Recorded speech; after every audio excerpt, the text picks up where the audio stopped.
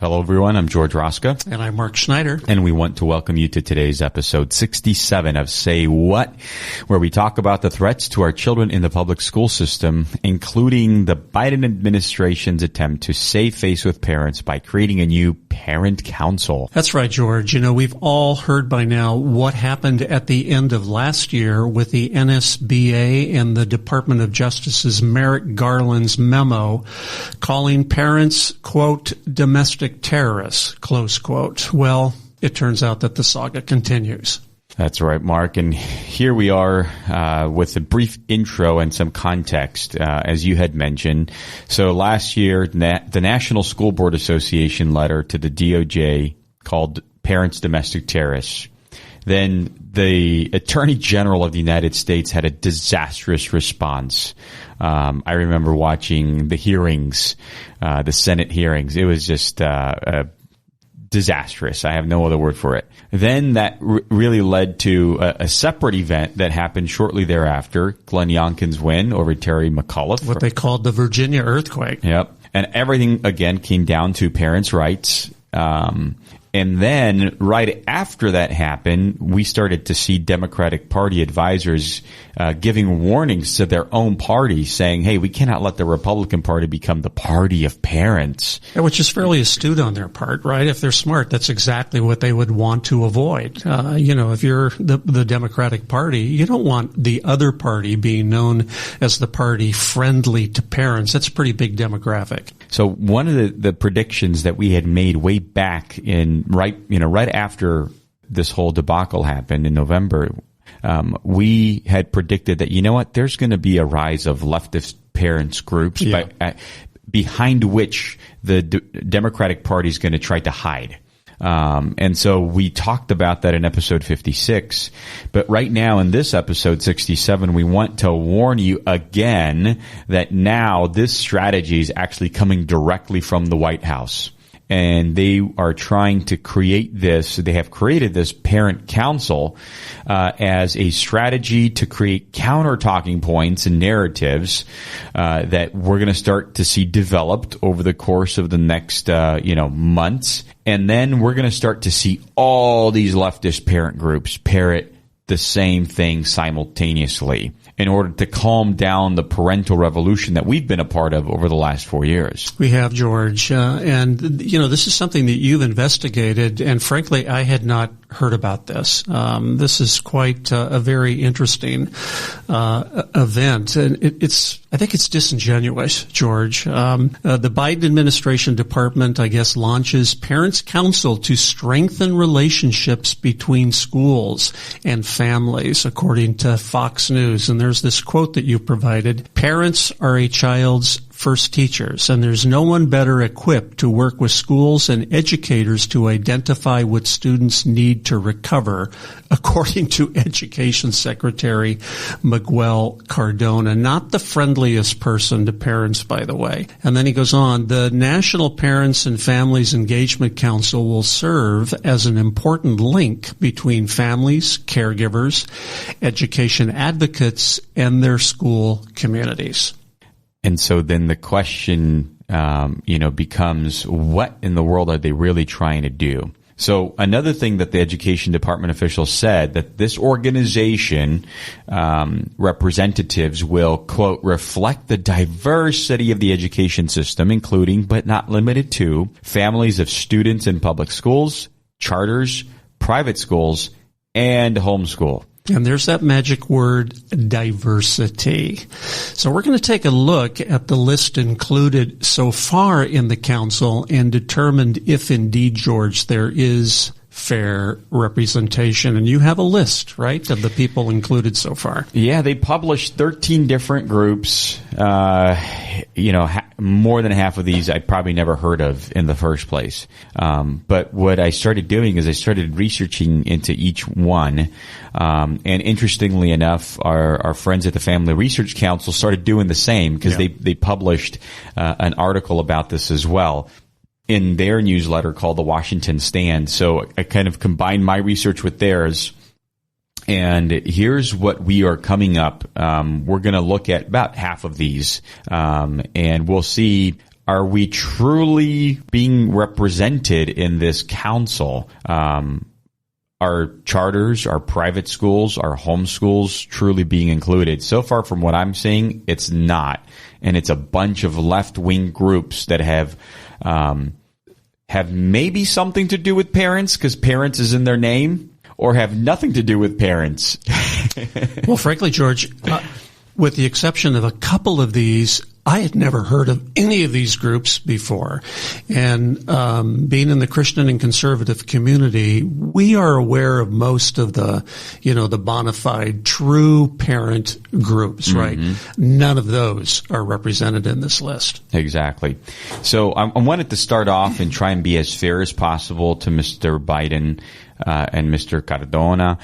And let's start off with something that maybe has to deal with parents. The National Association for Family, School, and Community Engagement. They were founded in 2009 with support from two organizations, MACE and the Heising-Simons Foundation, which has really has awarded grants since the inception to close to $800 million. That's astonishing. Of grants to various organizations, including this one.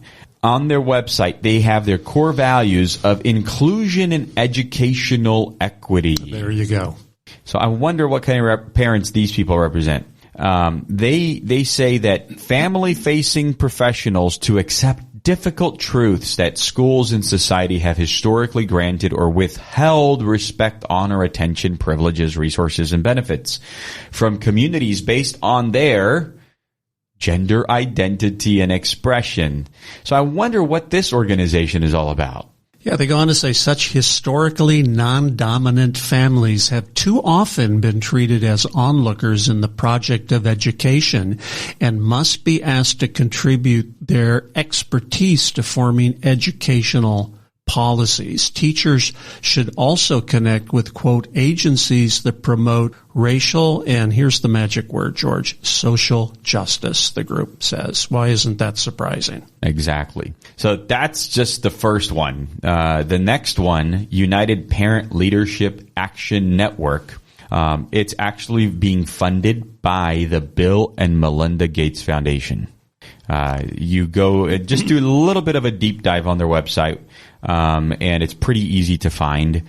In their acronym U-Plan, developed a program for, again, educational equity that encourages schools to institute new sexual health classes for all students. And by that, what they mean is comprehensive sexuality education. That's exactly what they mean. It also encourages affirmative action quotas in hiring school administrators. Quote, those who are involved in administration and decision-making must reflect the political, racial, income, wealth, language, gender, sexual orientation, and cultural diversity of the school community that they serve. Close quote.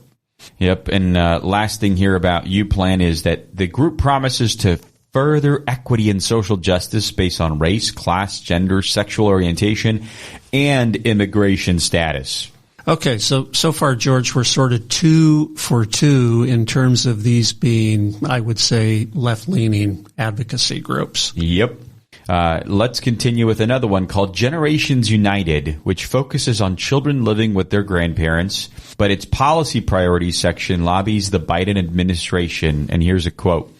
Do not allow contracts to support providers who discriminate against children and families based on religion, marital status, sexual orientation or gender identity, race or ethnicity. This would include religious nonprofits, including adoption agencies, child care providers, and Christian schools that believe in traditional religious teachings about sexuality and gender. Yeah, big surprise, huh? Okay. So we're 3 for 3. We're 3 for 3, and this next one now is the Council of Parent Attorneys and Advocates. Well, that sounds impressive, and they have the acronym is COPA, and this was founded to oppose discrimination against people with disabilities. That's great, but it now dresses its cause up in critical theory, claiming such bias is related to systems of oppression domination, or discrimination based on race, national origin, ethnic and or religious identity, and sex, gender, gender identity, sexual orientation. Boy, George, they've covered it all. So we're 4 for 4. Let's move on to number 5. Parent leadership, advocacy, and community empowerment. Place. Last September, September 30th, Place held a webinar with Biden administration officials to discuss on how lobbying groups, quote, can use the U.S. Department of Education's civil rights data collection to advocate for changed policies aimed at students of limited English proficiency and who are immigrants and LGBTQ. 5 for 5. Now, this next one, George, I actually had heard of before, I think mainly because it was founded by someone who is well known in America. Al Sharpton founded NAN, the National Action Network, in early 1991, and it formed an LGBTQ alliance in 2015 to, quote, create a new understanding of sexual and gender diversity and to promote the hiring or participation of gay, transgender people in all areas of religious and public life. And it gets crazier because Mr. Sharpton's group does not oppose every kind of discrimination. In fact, in 2018, NAN lobbied against a Republican resolution condemning Nation of Islam founder Louis Farrakhan's decades of anti-Semitic statements. And that same year, NAN paid Al Sharpton more than $1 million. Wow. Yeah, Sharpton, who has run for president multiple times, obviously has long ties to the Democratic Party and is seen as quite an activist.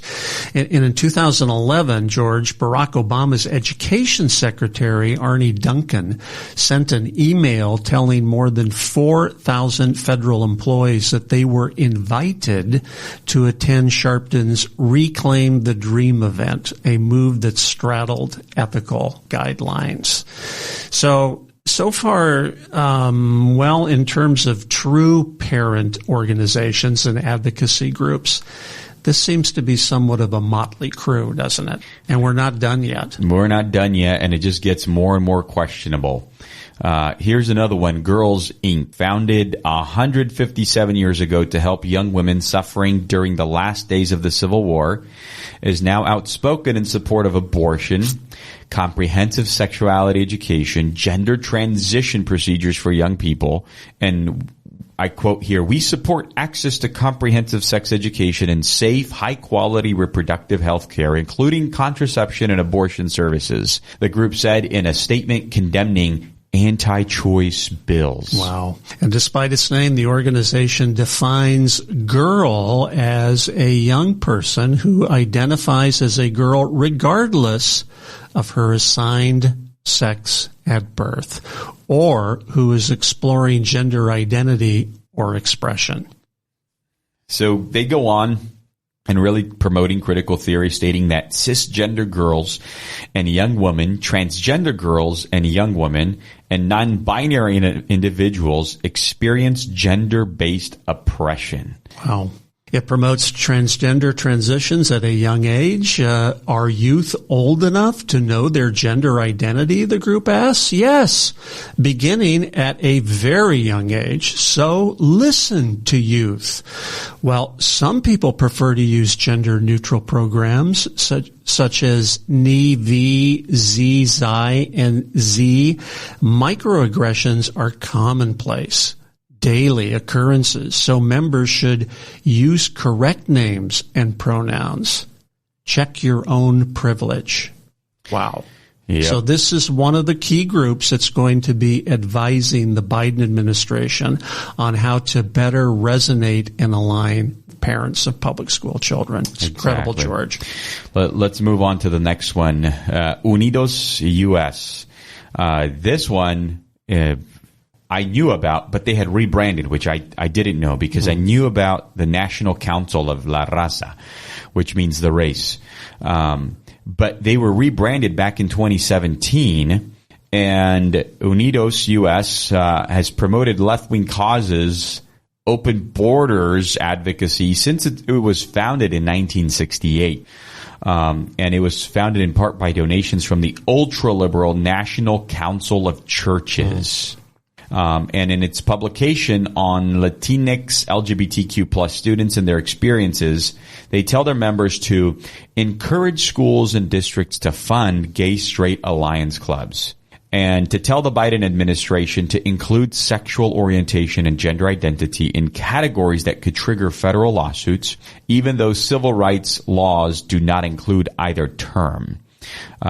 Yet La Raza seems to have skewed idea of what discrimination means, since in 2001 it insisted the federal government end discriminatory policies passed on the basis of legal status in the wake of 9/11. So they oppose voter ID laws. They support, giving driver's licenses and other things to illegal immigrants. And they are very well connected to the Democratic Party, since its current CEO, Janet Murguia, was deputy campaign manager in Al Gore's 2000 presidential campaign. Yeah, I wonder why they rebranded themselves from what they were known as before, La Raza. I mean, this was a sort of an infamous group that's been around for a long time. But the question in my mind, George, what does this have to do with the parent group? It doesn't seem to have any connection whatsoever. I'm still scratching my head. Well, there's another one, isn't there? Finally, the last one on your list. And there are more, and these are the ones that you've just chosen to highlight. But they all come from sort of a similar ideological bent. This last one being the League of United Latin American Citizens, LULAC.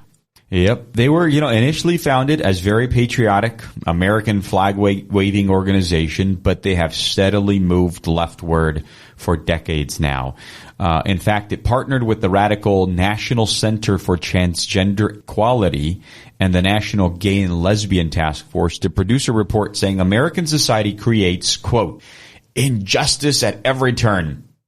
And among other recommendations, the report says governments should increase employment opportunities for transgender and gender nonconforming people rather than expending significant resources on arresting, prosecuting, and incarcerating those doing sex work. Unbelievable.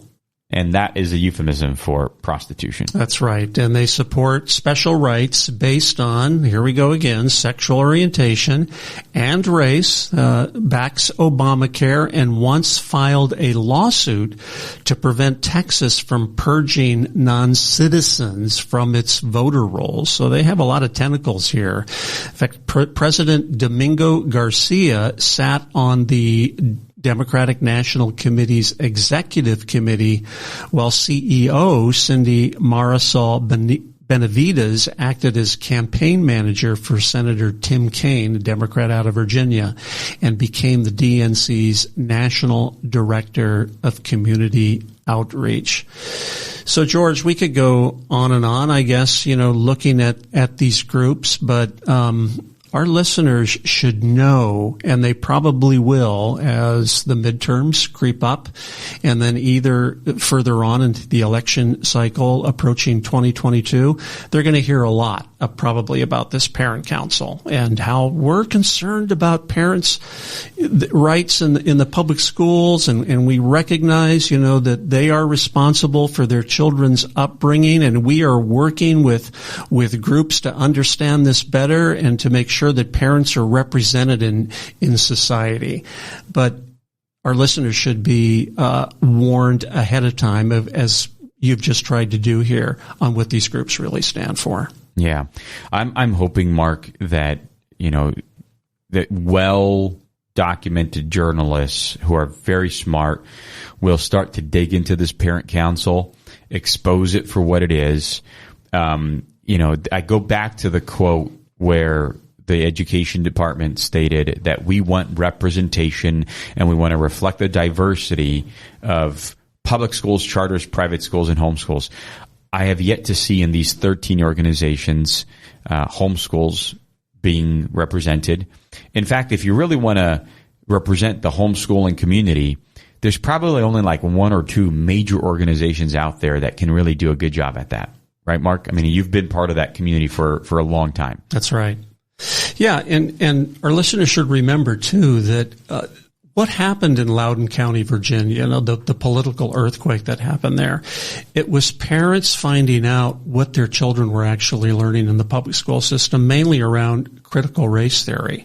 That's what parents are really concerned about. Every single one of these organizations, George, that you have listed, they're on the other side. Yep. They are promoting critical race theory along with comprehensive sexuality education, and I'm assuming social and emotional learning as well. And so for me, I think it's very disingenuous on how they created this council, who they invited to be a part of this council. I'm sure Protect Our Kids will never be invited to sit on this council. I don't think half of these or more than half of these groups have talked to as many parents as we have. And so I just want to warn parents. We want to warn parents. Please be on the lookout. Just because the word parent is in an organization's name does not mean they reflect your values. So please, it doesn't take a lot of digging. Yes, it is, time away from other things that you are doing, but you will quickly find how we try to just repeat over and over here. You'll hear words like educational equity, social justice, inclusion, diversity.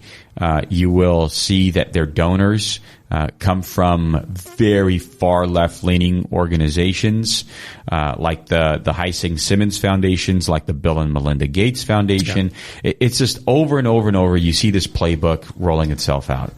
And we're running out of time here, George, but we want to remind our listeners, if you like what you hear on this broadcast, if you think that we're providing valuable content, please know that this podcast is available on all the major providers of podcast, including Apple and Spotify.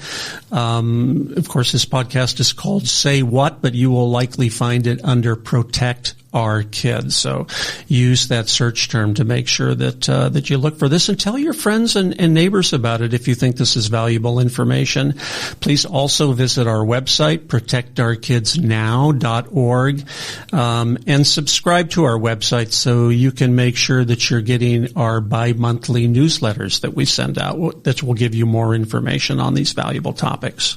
And Mark, we just rolled out a couple new videos. We did. And one is called The Triple Threat, which is coming out in multiple languages, so not just English. We have the Spanish version and the Korean version already published. The Chinese and Romanian version are coming up here very shortly, to be followed by Vietnamese, Russian, and Arabic. So parents can spread the news to the immigrant communities, which we've spoken to, and they are completely against this kind of nonsense. So please share our videos, share our website, share this podcast with all your family and friends. Thank you for listening to us, and we look forward to seeing you next week on Say What?